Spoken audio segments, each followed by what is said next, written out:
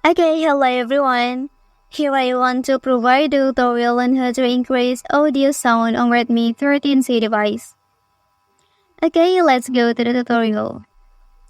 First, go ahead and open Settings menu on your device. Okay, after that, here you can scroll down, and then please select Additional Settings. After that, here you can select Accessibility option, and then you can slide to Hearing section, and then you can activate Mono Audio. Okay, and then the audio sound on your device is successfully increased. That's the tutorial on how to increase audio sound on Redmi 13c device.